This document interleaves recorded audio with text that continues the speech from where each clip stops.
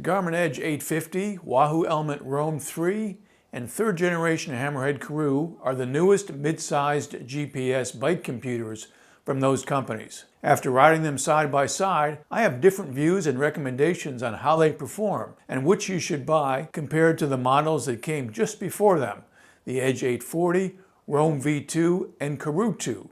In this video, I'll show you how they do against the things I think matter most for road cycling enthusiasts. I'll also tell you what I think you should do if you're currently a Garmin or Wahoo user and you want to buy a new one, or you're open to buying the best model for you, regardless of brand. To give you the bottom line at the top of this video, the Garmin Edge 850 is brighter and has a slightly improved interface than its 840 predecessor, and even more features than before. But aspects of its visibility, screen design, navigation, workout display, and price are inferior to those of its competitors. The Roam 3 adds a touchscreen, better graphics, and a more useful, though less simple user interface than the Roam V2. But when riding through shaded areas, its screen isn't bright enough to see the computer's excellent data and graphics display very well. The Karoo 3 is a world apart from the Karoo 2. This latest Karoo now gives riders competitive or better navigation and workout data with screen visibility and a design that's best in class. It still has some operational challenges, however, like startup time, route and workout uploading and syncing, and battery life, but they don't interfere with the in-ride experience. Hi, I'm Steve from the In the Know Cycling website and YouTube channel that's dedicated to helping you decide what gear to get and where to get it. Let's get rolling, since this is a long video with a lot to show and explain about the differences between these computers. You can follow along with me as I go through everything step by step, or you can use the chapter markers at the bottom of the screen to click around in whatever order you like. At the end of the video, I'll give you my summaries and recommendations based upon what may be more or less important to you. Or if you've heard enough already to make your decision, you can go straight to the description box below and click through to the best stores with the best deals on these computers. First, some disclosures. Wahoo and Karoo sent me their units to test, and I bought the Garmin computer. I was a Garmin user for many years, switched to Wahoo computers when the Bolt was introduced, and the Roam V2 has been my go-to computer for the last 3 or 4 years. I reviewed and recommended against the Karoo 2 when it was introduced a few years ago. I don't take any sponsor money, go on expense-paid product launch trips, or accept any kind of compensation from anyone in the industry for anything I do on this channel or on the website. I don't run any ads in the middle of my videos or on the inthenowcycling.com website. When I'm done reviewing anything sent to me, I'll buy it, return it, donate it, or sell it and donate the proceeds to a cycling nonprofit, or use it to cover our review and technology expenses. When you buy one of these computers or anything else using the links in the description box or from the In the Know Cycling website, the channel and the site may earn an affiliate commission that helps cover our costs, including the expense of purchasing some of the gear we review. Okay, let's get on with it. Instead of going through all the features, tech specs, and what's new and different about each of these computers, I'll compare them based upon what matters most when I use them and what I believe should matter most to my fellow road and gravel cycling enthusiasts. To add some context, I try to ride 5 or 6 times a week on solo training rides or group rides or gravel and road events. I use computers for training and navigation purposes and link to apps like Training Peaks, Riding with GPS, and Strava. I want a bike computer that serves those purposes. I try hard to resist being a data geek or buying cycling electronics just for any single feature.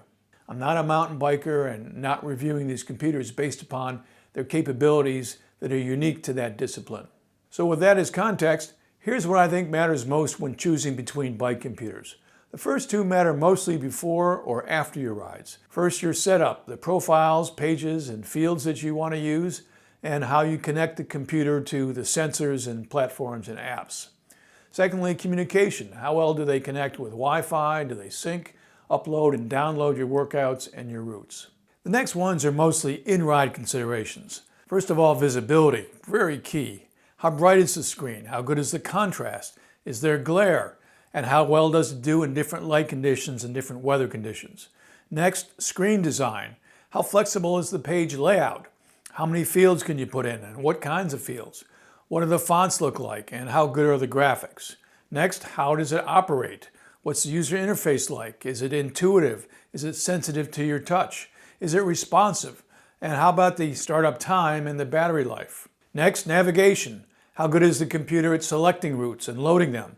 How good are the display, notification, rerouting, and accuracy aspects of that navigation? Workouts and training. What about the screen design, the interval notification, and pausing workouts? And then features. What are the native features that come with the computer? What third-party apps can you bring to it to add features to the computer? And of course, ultimately, you make your decision on the value, the performance you get for a given price, and whether there are any differentiators that make the computer worth getting regardless of the other aspects of it. Setting up your profiles, pages, fields, sensors, platforms, and the apps on your bike computer is mainly a task you do in the first few weeks after getting your new bike computer. If you're switching from a previous Garmin, Wahoo, or Hammerhead model, you can transfer most of your existing setup to your new 850, Roam 3, or Karoo 3 device. You can set up a new profile or modify an existing one, or add and move fields directly on the 850 and Karoo 3 computers. But you need to use the My Wahoo mobile app to complete all the setup tasks for the Roam 3. The Garmin Connect mobile app also provides setup capabilities for the 850, and frankly, it's a little bit easier to do on the Garmin Connect app because the 850 screen is a little bit smaller. Profiles are important if you want to use a different set of pages and fields for road riding versus gravel riding and indoor rides, or even if you want to have various types of rides on the same surface, like for example road training rides versus road group rides or road races. You can set up multiple profiles on the Roam 3, something you couldn't do with the Roam V2, and the My Wahoo app is also new for the latest Wahoo Roam, Bolt, and Ace computers. Although it's not hard to use, it's not as straightforward as the Elemnt app was that you used on the V2 versions of the Roam and the Bolt. You can also connect all of the most popular training, navigation, and results platforms to your computers using the Garmin Connect and My Wahoo mobile apps for those two devices. For the Hammerhead, you need to use the dashboard website. All these computers communicate with training and navigation platforms using Wi-Fi. You download your workouts and routes, for example, from Training Peaks or Ride with GPS or Strava, over Wi-Fi when you start your device, and upload and sync when you stop a ride and are connected back to Wi-Fi. Each generally works, though some peculiarities frustrate me at times. For example, you need to pin your Ride with GPS routes or follow a Send to My Device instruction to load those routes onto your 850 and Karoo. In contrast, your entire library loads automatically on the Roam, and when you create or download a new route on Ride with GPS or from Ride with GPS, it uploads to your Roam without any extra steps.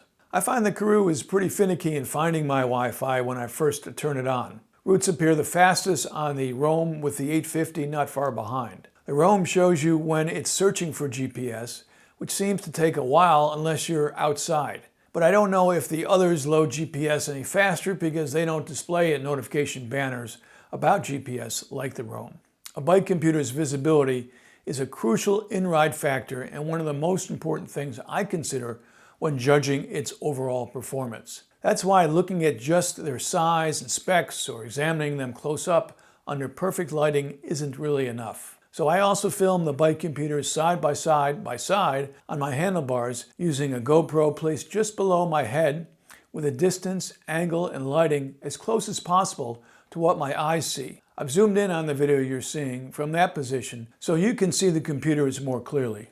I also placed each one in my out front mount at different times and took video on sunny and cloudy days as well as when going in and out of shade. For most of my video, I set each computer to its auto brightness level to get a good balance between the screen brightness and the battery life, which of course is a bit of a trade-off. However, each computer has a different approach to auto brightness.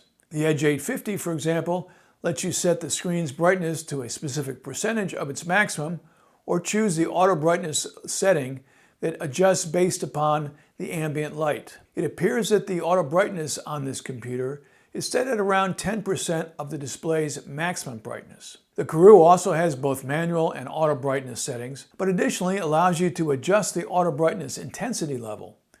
When you do that, it adapts to the ambient light based upon the level that you've selected. Like the 850, the Karoo's default auto brightness setting seems to be around 10% of its maximum brightness. But the maximum brightness of the 850 and the Karoo appear to be a little different. With the Roam 3, you can turn the screen's backlight off, have it automatically turn off after 5 seconds, keep it on at one of 3 brightness levels, or automatically adjust to an ambient light in the Auto or Auto Max setting. I set the Roam to the Auto Max, a level that seemed to have the same brightness as the 850 and Karoo in their default auto brightness settings. In these settings, each computer was bright enough in the sunlight or on consistently cloudy days to view the data and graphics on the screens clearly. When riding on days when the light constantly changes, usually because the sun is low, your body blocks the light on your computer screen, or you're riding through a shifting canopy of trees that cast shadows, each computer's ability to adapt to the changing ambient light varies greatly. In these variable light conditions, the Roam 3 doesn't stay bright enough to be visible in the shade. The Edge 850 is good enough, and the Karoo 3 is outstanding. The same is true when the sky is dark, usually if you're riding at dawn or dusk, or if the midday skies are especially dark. This is a big change from the previous models of these computers, where the Roam V2 was the most visible in every light condition, and the Karoo 2 was hardly visible in any light condition. I find that the visibility of a computer is also improved by having good contrast between the fonts and the screen background, along with the size and thickness of the fonts, and the use of color in the background of key fields like heart rate and power. Here I find the Roam 3 provides the most contrast, the 850 the least, and the Karoo falls somewhere in between. Glare from each screen also affects how visible its data and graphics are. The glare from the Garmin screen is the worst of the 3 and really bothered me on sunny days. You can partly fix that by switching from auto brightness to a higher manual setting, but again, it reduces battery life. The Karoo's screen has some glare, but when set in the default auto bright mode, it overcomes most of it and usually is not a problem. The Roam screen shows no glare at all. Now, I didn't film these computer screens in the rain because, frankly, I don't ride in the rain. However, I did notice that if my fingertips are even slightly oily or wet, my fingerprints from swipes up and down or left and right become very visible on the Karoo and can obscure the screen underneath. The 850 is a similar issue, although prints are less noticeable than on the Karoo. And for some reason, the Roam almost never shows fingerprints. I found myself regularly cleaning the screens before each ride and on longer days during stops along the way. Of course, this can be somewhat neutralized by using the buttons more and the touchscreen less, by not sweating as much and making sure I use my non-index fingers, the ones I use to swipe back and forth, to spread sunscreen before I ride, even though I try to remember to wash my hands after I apply the globs of sunscreen that I need to protect my fair skin. Now, besides being highly visible, a screen whose design helps you mentally process the information on it effectively is, for me, also a key measure of a computer's performance. Although I'm not a user interface or user experience engineer, as a road cycling enthusiast, I interpret and respond to what these GPS computers display quite differently due to their distinct page layouts, their fields, and fonts and graphics. Garmin seems to have adopted a minimalist or less is more approach with the 850, similar to the previous Edge models. The page layout choices and the number of fields you can add to key pages are limited. The fonts appear thin, there's a lot of empty space on each page, and most data pages have little or no color. On pages with graphics, like the Map and Climb Pro page, the proportions and placement of graphics and data seem inconsistent. For example, why display so much data and so little map on the Map page? Why show so much map and limit the number of data fields on the Climb Pro page? Another key question is around the elevation page. Why limit that page, which shows the upcoming gradient profile, to just 2 data fields? Why not display that upcoming gradient profile as part of a more comprehensive data page with additional data fields around it? Another issue I have with the 850 is its radar detection notifications. When your radar detects a car behind you, the 850 computer like the other Edge devices, gives you the option to choose between what amounts to all or nothing visual alert notifications. You either get a loud orange-colored frame around your screen that blocks part of your data fields, or a small white dot on a black column that rises along one side of your screen. Now, on the most eye-catching graphics page on the 850, the one that displays your wattage and heart rate in multicolor moving bar charts, well, 90% of the graphics show your trailing data, while you should be focused more on your 3-second or 5-second power and current heart rate. I'll discuss the 850's workout page design, which I also think misses the mark, when I get into the workout section of this review. Frankly, with a few exceptions like the power and heart rate graphics page, it seems Garmin hasn't put much effort into improving how its screen design helps you process data over the last several iterations of the Edge computers. On the other end of the spectrum, Hammerhead's Karoo 3 seems to come from the maximalist design school. Its page layouts are very flexible, and its fonts are large and well proportioned. The fields resemble tiles on a blue-gray background, neatly separated and efficiently sized. You can color code the backgrounds of your power and heart rate fields with light gray for zone 1 or active recovery, up to bright red for zones 6 and 7, including anaerobic and sprint efforts. The Karoo effectively balances space for data and graphics when they appear together on the same page. The use of color contrast is strong. The map is particularly clear, although I find the elevation profile graphic to be larger than necessary on the climb page. And its consistent use of a yellow icon on the bottom right and a blue one on the bottom left effectively reminds users of the touchscreen and button navigation options. For me, the Wahoo Roam 3 has the most effective screen design. Its fonts are the boldest, and its field spacing makes better use of the screen area than the 850 or Karoo without overcrowding. Like the Karoo, the Roam's fields are tiled, although the tiles are closer together. The fonts appear on a light blue-gray background, and you can color code the backgrounds of your power and heart rate fields to match your zones like you do on the Karoo. You can view the upcoming gradient profile during a ride on the elevation or map pages with or without a loaded route, and with all the usual fields that you rely on. When no route is loaded, you see the elevation profile for the road you're currently on. You can only get a similar type of upcoming gradient profile on the 850 and Karoo computers when a route is loaded. Using the up and down buttons on the right edge of the Roam, you can also adjust the number of fields on the page that you're viewing and zoom your map in and out. This allows you to stay on fewer pages for most of the data you need, rather than having to swipe left and right more often as you do with the 850 and the Karoo. You can, and I have grown accustomed to each of these designs.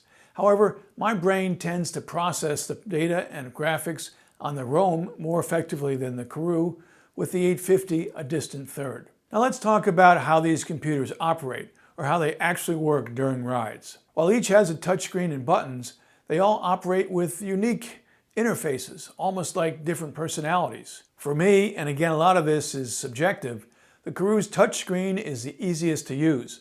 You swipe left or right to move from page to page, and you swipe down to access the system, display, ride, and sensor settings.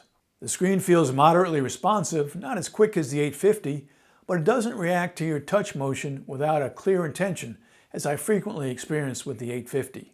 The Karoo's upper side edge buttons navigate your pages forward or back.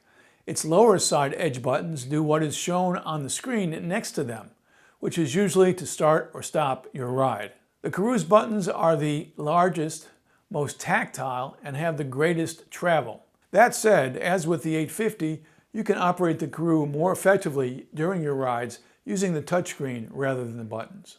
The Karoo also has two of what it calls drawers with information that you open either by swiping up or having them pop up during your ride. You can open them halfway or all the way, covering part or all the screen that you are looking at before opening the drawers. One of them will open automatically just before your next interval, and the other will pop open just before you begin a climb. This is definitely helpful, but also requires that you close the drawers by swiping down to see your whole screen again, which you might not want to do just after starting a hard interval or getting on a climb. And currently, you can't disable them. All these features of the Karoo's user interface seem very intuitive, take hardly any time to learn, and they just simply work. In contrast, the Edge 850's user interface isn't very intuitive. But like shifting a Shimano group set, which also isn't very intuitive, it's what most of us grew up with, developed our muscle memory around, and until recently when the SRAM axis shifting came along and the new Karoo and Wahoo computers came along, we didn't know any better. With the 850, you swipe left and right to go between pages, just like the Karoo and Roam, but if you want to use buttons to switch between pages, you need to use the up and down ones on the lower left edge. That requires righties to use their thumbs on those buttons, which isn't ideal when you're riding along. So swiping is the better option, and that's fine. You swipe down to access a set of seemingly unrelated controls and indicators, such as sounds, brightness, battery life, GPS strength, sensors, and settings on what's called the status screen. Swiping left takes you through a series of pages that access features, notifications, weather updates, Strava segments, your climb segments, the Garmin wallet, a light network, and a trainer connection. As one of my kids would say, it's totally random. As I mentioned earlier, I found the 850's touchscreen very sensitive. This occasionally caused me to go to places I hadn't intended to go and required extra swipes to get out of them. Additionally, its buttons are small, less tactile, and their placement on the device doesn't align with what I see on the screen. I don't find the 850's user interface intuitive, but if I hadn't flown the Garmin Coupe when Wahoo's came out, it probably would feel completely natural, as I said, the way my Shimano shifting does. Coming from a button-only heritage, the Roam's touchscreen functions more as an equally good alternative, rather than the primary method to operate the computer, as is the case with the Karoo and the 850. Like those devices, you swipe left and right to switch between pages, but unlike them, you can also use the right button on the front face of the computer to advance you to the next page. You swipe down to access the device settings, sensors, ride options, and notifications, and again have the option to swipe left and right to go from one to the next, or you can use the right button to move through them. Depending on the page you're on, the center and left buttons on the computer face provide action options, such as starting or pausing a ride, adding a sensor, or choosing a workout or route. I also noticed that you need to swipe the touchscreen and press the physical buttons more deliberately or use a bit more pressure on the Roam than on the Karoo or 850. Overall, I think that's a good thing, although it might or might not match your preferences. In general, I found that each of these bike computers responded to my swipes or button presses as quickly as I could perceive the changes on the screen, although they may differ in their actual clock speeds. I'm not too concerned about how long these computers take to start up. Putting on my shoes, topping off my tires, grabbing my water bottles, stuffing whatever I want to carry in my pockets, all those things take way more time overall than it does for any of these computers to start, to find a GPS signal and my Wi-Fi network, and upload the day's workout or route map. I usually start my bike computer first and then handle everything else that I just mentioned while the computer boots up and syncs up. But I realize you may do things in a different order, so I timed how long it takes to start up each of these computers. The Edge 850 takes about 30 seconds, the Wahoo about 40, and the Karoo about 45 seconds. If you're in a rush to get to the 6 a.m. group ride, the 850 wakes up from sleep mode in about 3 seconds. The others don't have a sleep mode at all. I have or will explain elsewhere some of the time and functional differences involved in loading your workouts and routes. That's part of the time it takes for these computers to be ready to ride when you use them for those purposes. Battery is another thing I don't get too worked up about it, but I know some people do, so let me go through it here. Battery life mainly depends on your display settings, with the 850 and Karoo set to auto brightness and the Roam set to auto max, and using the same combination of power meter, radar detector, and heart rate strap sensors, the 850 and Karoo lasted about 10 hours in my experience, while the Roam lasted about 14 hours. But the Roam isn't as bright as the others when you go in and out of the shade, and the 850 needs to be set a bit brighter than its auto brightness setting to overcome its screen glare. So we're somewhat comparing apples and oranges here when talking about battery life. Anyway, 10 hours is a week's worth of riding for me and for a lot of enthusiasts.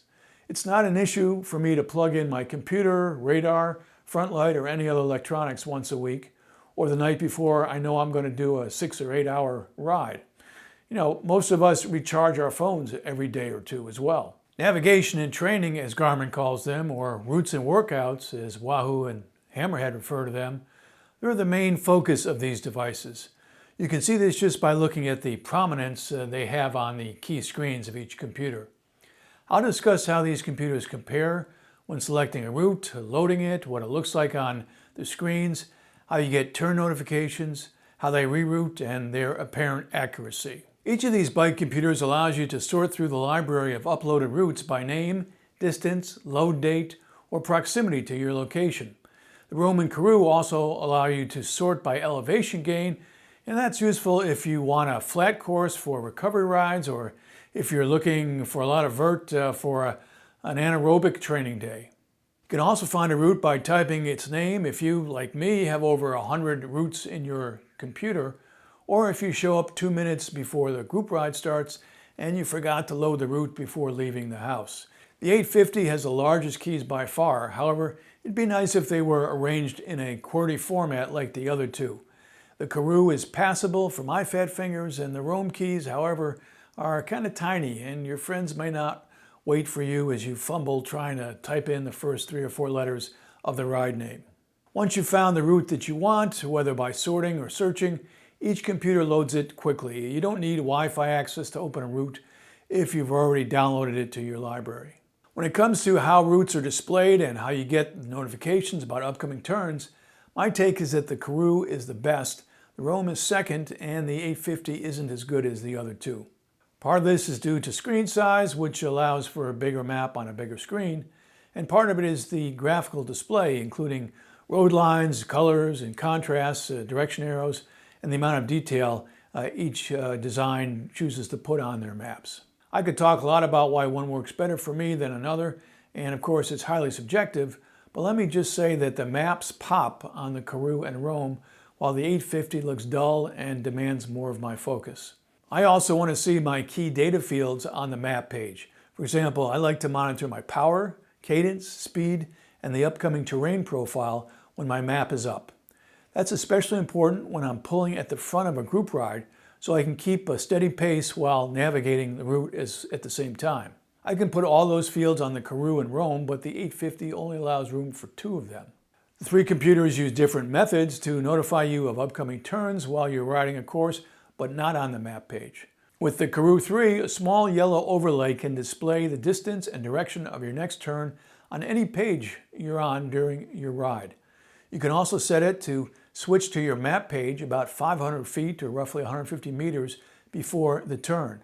After making the turn, it'll revert to the previous page that you had open. On the 850, the map page appears when you approach a turn slightly earlier than on the Karoo and remains on a little bit longer.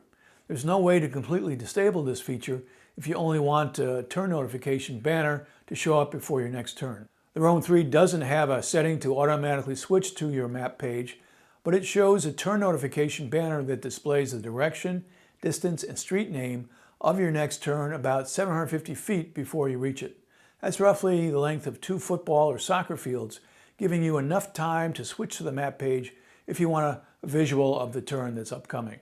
And you can also get audio alerts and even voice directions from all 3 of these computers. While each device offers numerous turn notification options, I find the Karoo provides the most comprehensive choices, the 850 is the most persistent about ensuring you don't miss your turn, and the Roam notifies you in the most streamlined way. The rerouting algorithms are distinctly different for each of these bike computers.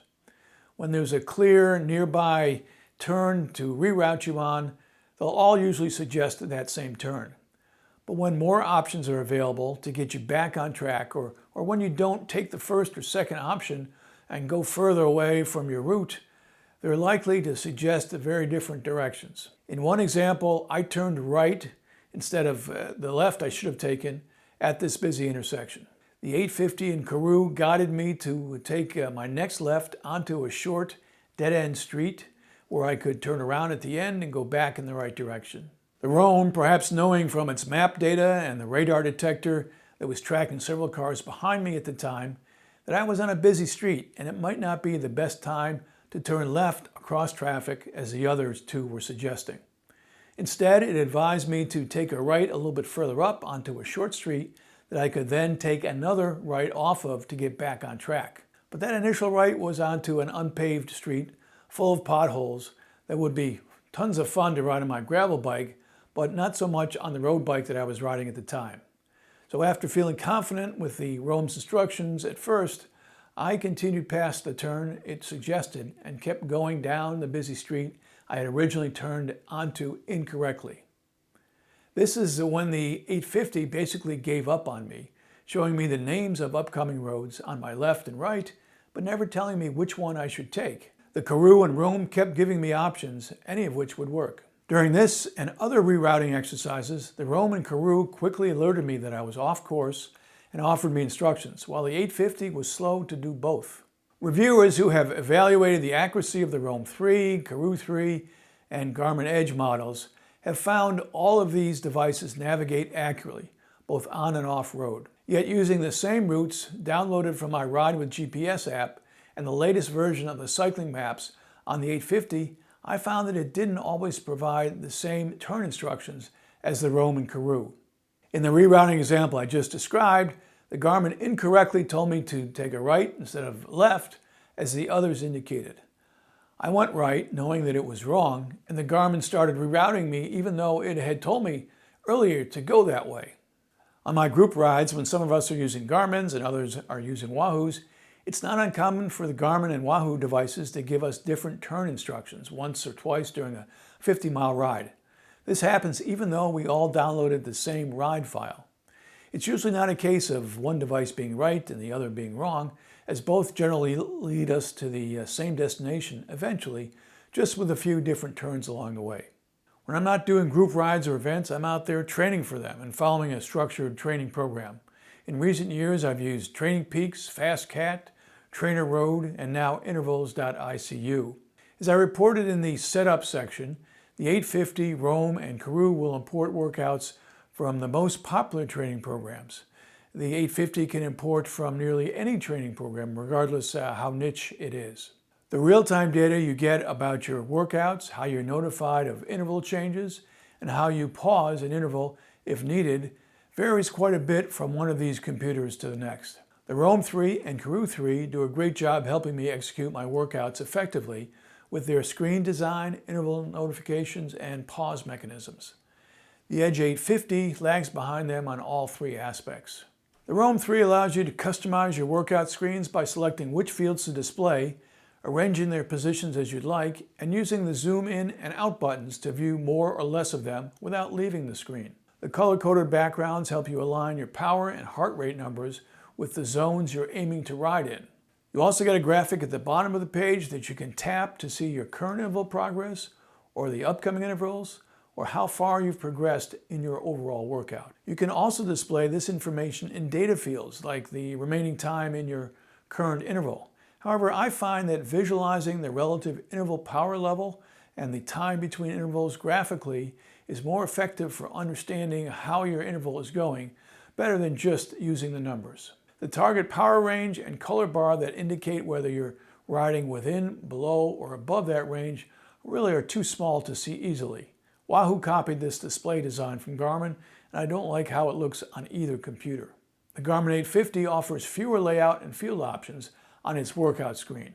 Unless you're doing a workout loaded from the Training Peaks platform, the screen shows your average power as your primary interval target and puts that metric in the largest font and most central field. Alongside that field, there's a single block graphic that fills the field in green or red, depending upon whether your average interval power is within the average power target zone or not. However, most coaches and training programs encourage you to focus on your 3 or 5 second power to guide your effort toward a specific target at every moment during each interval. Chasing an average power level over 2 or 5 or even 20-minute intervals by purposely going above or below the target power for a while to get in the green defeats the goal of developing the energy zone the interval is designed to help you train. The secondary targets shown in the 850 workout screen, typically step distance or cadence, are seldom, if ever, a focus of modern training methods. There are no graphics or color-coded backgrounds to assist you in mentally tracking your current interval status or see your position in the workout. I've searched forums to see what others are doing to optimize the Garmin workout page and tried some of the third-party apps to replace the native Garmin page, but haven't found any that are significantly better, or even a little bit better, options to what Garmin offers. The Karoo 3 opens a drawer at the bottom of your current page each time a new interval starts. It shows important information: target power, 5-second power, remaining interval time, and your current interval number, along with the color-coded zone blocks to help you see if your 5-second power is within the target range. To monitor your performance during an interval on the Karoo, I found it more effective to create and use a dedicated page for your workouts, reserving the drawer solely for interval notifications. You can select the fields you want and add graphics at the bottom of this dedicated page that display your current progress in the current interval or show the relative power output and remaining time of your upcoming intervals, similar to the display on the Roam. You can also put a field on that page that displays your target power range alongside your current 3-second or 5-second power in a much larger font than the ones at the top of the Wahoo and Garmin workout pages. The Karoo drawer that opens at the start of each interval is the notification. However, you need to close the drawer by swiping it down to see the dedicated workout page or whatever other page you had open when the new interval started. I find it a bit distracting to do that just seconds after starting a new interval, especially when I'm powering up to a harder level for a harder interval. The Roam's interval notification, white bold fonts on a black background, is visually very effective at getting my attention without distracting from completing a hard interval or gearing up to start the next one after a recovery segment. The notification appears 10 seconds before the interval starts and begins beeping with a 5-second countdown, and then disappears once the interval begins. Your screen doesn't switch to the workout page, none of the computers do. So if you don't already have the workout page open, you'll need to do that manually on each of the computers. The 850 notification is similar to the Roam, except its presentation, a square pop-up block with black font on a light background, doesn't stand out much from the same black font on light background that you get on the regular pages of the 850. When you need to pause your workout during an interval because you reach an intersection or encounter some traffic or something else prevents you from continuing, the 850 requires you to swipe up from your workout screen and touch the pause button. When you're ready to resume the interval, you touch the button again and swipe down to go back to your workout screen. When the Karoo's workout drawer is open, you can press the pause button that's part of the drawer to stop and then resume the interval. If the drawer isn't open, you need to swipe it open and then press the pause button just like you do with the 850. You can add a pause button, or what Hammerhead calls a control field, on your workout page, and you only need to touch it to pause and resume your interval when that page is open. If you're not having a great training day or you're running short time, you can skip intervals with the forward touch button to the right of the pause button on the 850 and on the page that you create that's dedicated for workouts with the control field on the Karoo. With the Roam, you can use the 3 physical buttons on the bottom face of the computer to pause, skip forward, or skip backward. No swiping or touching the screen is needed. If I'm hauling down the road with my heart pounding or really working hard to stay within the range that the interval calls for, and I need to pause during that interval, I find it a whole lot easier to press a physical button that I can find and feel almost without looking, rather than to swipe up, look down, and hope my finger lands on the touchscreen button squarely the first time. While navigation and training are the primary functions of a GPS bike computer like the Edge 850, Roam 3, and Karoo 3, these devices also provide additional features that can help you decide between them. Each has a climbing feature that became a key part of their appeal when first introduced on the Edge devices, and then later on the Wahoo computers, and then most recently on the Karoos. Like the other aspects of their performance, the effectiveness of each computer's climbing feature is subjective, but here's my take on them. If climbing is your thing, the Roam has the most helpful climbing page. You can select the fields you want, including some that the 850 and Karoo don't offer, like the time remaining until you reach the summit, instead of just the number of vertical feet left. The Roam page has a better balance between the climbing graphic and the data fields compared to the Karoo, which I find allocates too much space to the climbing graphic. The 850 includes a map graphic on its climbing page that really clutters an already small screen. Only 4 fields can be shown on the 850 map page, and the ascent, remaining, and elevation numbers that are part of the climb graphic are so tiny that they're really hard to see, especially when you're pushing yourself during a climb. Another popular feature on some of these computers is the ability to view wind speed, wind direction, and weather in real time, as well as seeing the upcoming conditions. This can be very helpful if you're out on a long day and the weather is likely to change quite a bit during your ride. The 850 offers the most comprehensive weather information through a widget, or what they call a glance, that you can access on the page that opens when you start the computer. It's not something you want to try to look at during the ride, but it can be very helpful before you head out or when you take a break during a ride. Both the 850 and Karoo also let you add third-party apps for wind and weather. You can load the wind field and AccuWeather apps on the 850 and display some of their information as fields on your profile pages. The Karoo's extensions page gives you access to My Windsock and Epic Ride Weather, both pretty good in my experience. Roam doesn't have any built-in or third-party weather apps for your computer. You're going to need to use your smartphone to get wind and weather updates.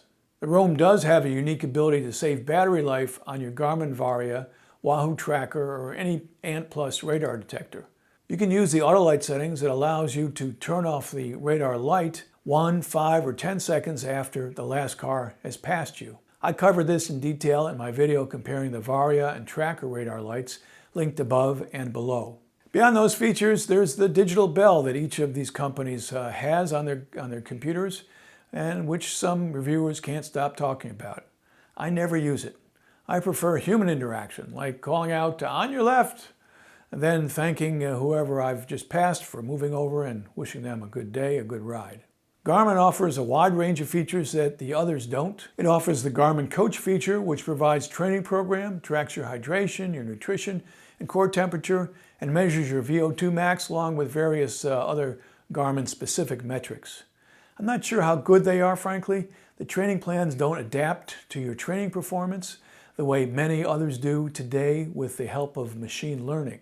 And I'm a bit skeptical about how accurate a bike computer is at measuring my VO2 max after using it the first time, especially if it never changes after several months of training. That was my experience with the Edge 1050. My video comparing that computer and the Wahoo Ace is also linked above and below. And by the way, if you think the Karoo is relatively large compared to the Garmin 850 and the Wahoo Roam V2, well, it's much smaller compared to the 1050 and the Ace, as you can see here.